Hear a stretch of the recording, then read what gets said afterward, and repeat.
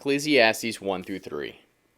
The words of Kohelet, son of David, king in Jerusalem. Vanity of vanities, says Kohelet. Vanity of vanities, all is vanity. What does man gain from all his labor, in which he labors under the sun? One generation goes, and another generation comes, but the earth remains forever. The sun also rises, and the sun goes down, and hurries to its place where it rises. The wind goes toward the south, and turns around the north. It goes around continually as it goes, and the wind returns again to its courses. All the rivers run into the sea, yet the sea is not full. To the place where the rivers flow, there they flow again. All things are full of weariness. Man cannot utter it. The eye is not satisfied with seeing, nor the ear filled with hearing. That which has been is that which shall be, and that which has been done is that which shall be done. And there is no new thing under the sun. Is there a thing of which it may be said, Behold, this is new? It has been long ago in the ages which were before us. There is no memory of the former, neither shall there be any memory of the latter that are to come, among those that shall come after.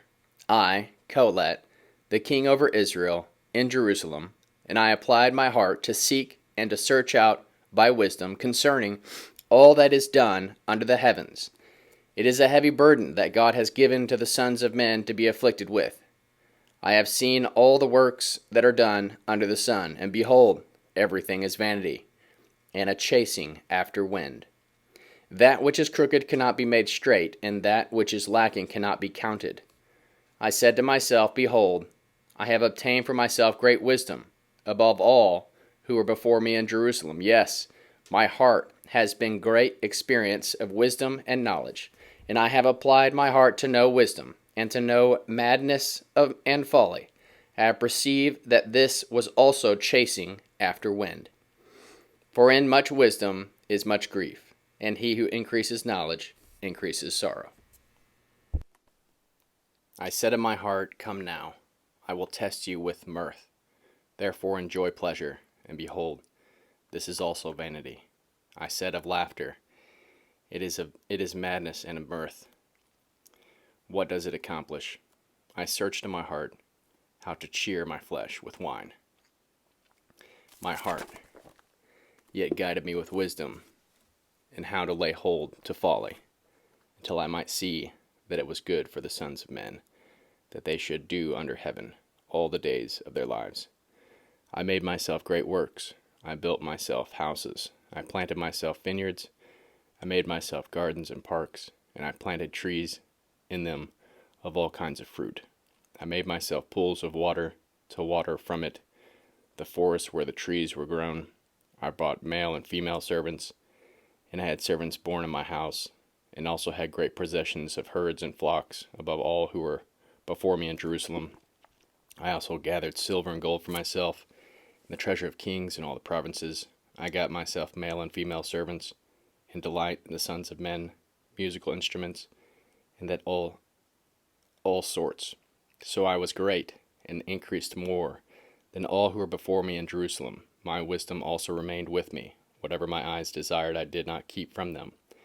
I did not withhold from my heart from any joy.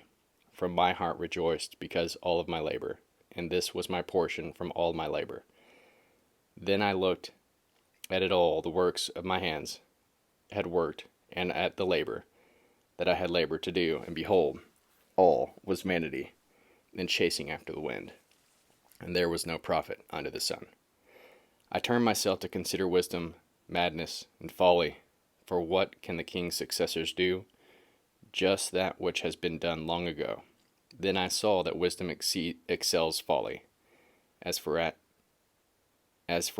light excels darkness. The wise man's eyes are in his head, and the fool walks in darkness. And yet I perceived that one event happens to them all. Then I said in my heart, As it happens to the fool, so it will happen even more to me. And why was I then more wise? Then I said in my heart that this is also vanity. For of the wise men, even as of the fool, there is no memory forever, since in the days to come all will have been forgotten. Indeed, the wise man must die, just like the fool. So I hated life, because of the work that is worked under the sun was grievous for me. For all is vanity and chasing after wind. And so I hated all my labor in which I labored under the sun, because I must leave it to the man who comes after me. Who knows whether he will be a wise man or a fool?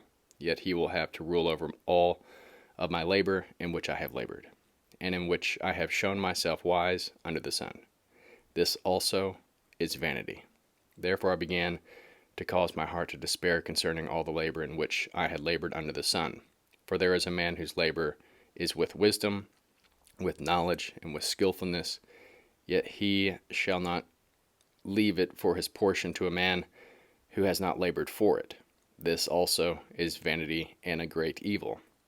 For what does a man have of all his labor and all the strivings of his heart, in which he labors under the sun? For all his days are sorrows, and his travail is great. Yes, even in the night his heart takes no rest. This also is vanity. There is nothing better for a man than that he should eat and drink, make his soul enjoy good of his labor. This also I saw, that it is from the hand of God. For who can eat, and who can have enjoyment more than I? For to the man who pleases him God gives wisdom, knowledge, and joy. But to the sinner he gives travail, to gather and to heap up, that he may give to him who pleases God. This is also vanity and chasing after the wind.